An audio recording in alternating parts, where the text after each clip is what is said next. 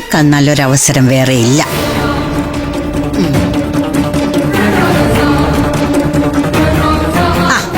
രാവിലെ ഐശ്വര്യമായി കൊളുത്തിയ വിളക്ക് കെട്ടു. വിളക്കിങ്ങനെ കെട്ടുപോയെങ്കിൽ എന്തോ അനർത്ഥം വരാനുള്ള സൂചനയാ. ഇതേ കുഴപ്പങ്ങളെ കുറിച്ച് തന്നെയാണ് ഞാൻ നേരത്തെ പറഞ്ഞത്. അഭിമന്യു എന്ന് പറഞ്ഞവൻ എന്നിവിടെ കാലുകുത്തിയോ അന്നു മുതൽ ദോഷാണ്. ആദ്യം തന്നെ അഖിലമോൾ ആത്മഹത്യക്ക് ശ്രമിച്ചു. മതി, കൂടുതൽ വിശദീകരിക്കാൻ നിൽക്കണ്ട. ഇത് അനാവശ്യ സംസാരോ? ഇത്തരം അനാവശ്യങ്ങൾ നാളെ ആവശ്യമായി എന്ന് നിങ്ങൾക്ക് തോന്നും. അഖിലമോൾ ഇനിയും ആത്മഹത്യക്ക് ശ്രമിച്ചാൽ നിങ്ങൾ എന്ത് ചെയ്യും? ദേ സിസിലിയെടുത്തി, എന്റെ വായിലിരിക്കുന്നത് കേൾക്കണ്ടെങ്കിൽ മിണ്ടാതിരിക്കുന്ന നിങ്ങൾക്ക് നല്ലത്. വിളക്ക് കെട്ടുപോയത് കാറ്റടിച്ചതുകൊണ്ടാ. ചേച്ചി ഒന്നുകൂടി കൊളുത്തിയാ മതി.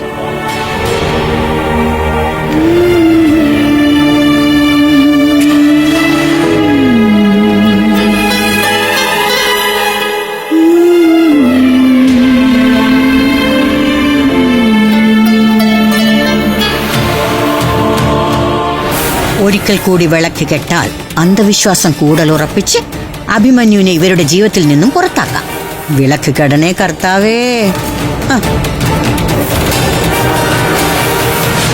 ആ തിരി കെട്ടുപോയതില് എനിക്ക് നല്ല ടെൻഷനുണ്ട്. എനിക്ക് അഖിലയുടെ കാര്യത്തിൽ നമ്മൾ മുന്നോട്ട് പോയിട്ടും സ്വാമിനിയമ്മയുടെ ഉപദേശം ഒന്ന് ചോദിച്ചില്ലല്ലോ.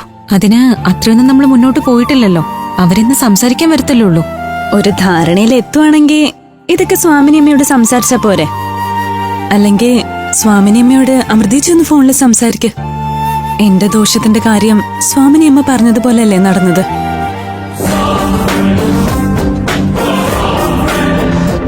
അടുത്ത തവണ ഒന്നാഞ്ഞു പിടിക്കാം.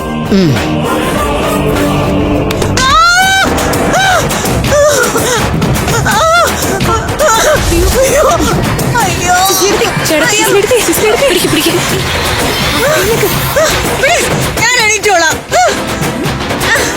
അയ്യോ ഈശോയേ, എന്റെ നടുപോയേ. കണ്ടില്ലേ ഞാൻ വെട്ടിട്ട പോലെ വീണത്? ഇതെല്ലാം അഭിമന്യുവിന്റെ ദോഷം കൊണ്ടാ സംഭവിച്ചത്. പറഞ്ഞിട്ട് ആർക്കും മനസ്സിലാവുന്നില്ലല്ലോ. അയ്യോ വീട്ടിത്തം പറയാതെ എടുത്തി.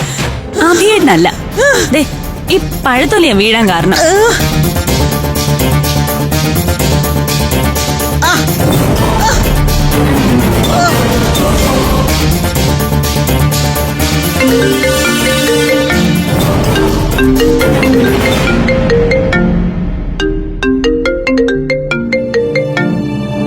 Hello mama.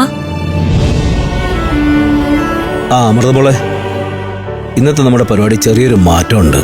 എന്താ മാമ? അത് പിന്നെ എൻ്റെ ഒരു അടുത്ത കൂട്ടുകാരൻ മരിച്ചു. അങ്ങ് ആലപ്പുഴയിലാ. എനിക്ക് അവിടെ വരെ അത്യാവശ്യമായിട്ട് പോകണം. പഞ്ചരത്നത്തിലേക്കുള്ള ഞങ്ങളുടെ വരവേ മറ്റൊരു ദിവസമാക്കാം.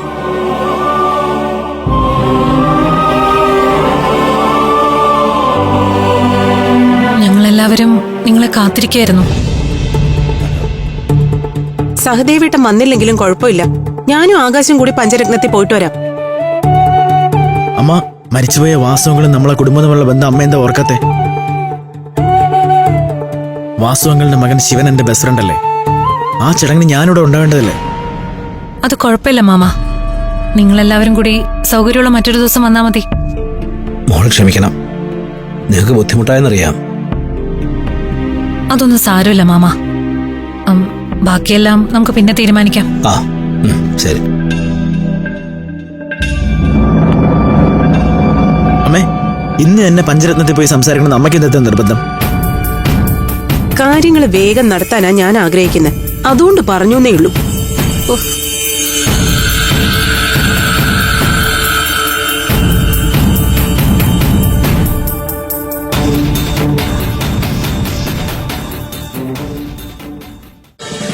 ഫ്ലവേഴ്സ് ഒരുക്കുന്ന കാഴ്ച വസന്തം യൂട്യൂബിൽ പ്രേക്ഷകർക്ക് ലൈവായി കാണാം. ഫ്ലവേഴ്സ് കോമഡിയിൽ ജോയിൻ ചെയ്യൂ, ആസ്വദിക്കൂ.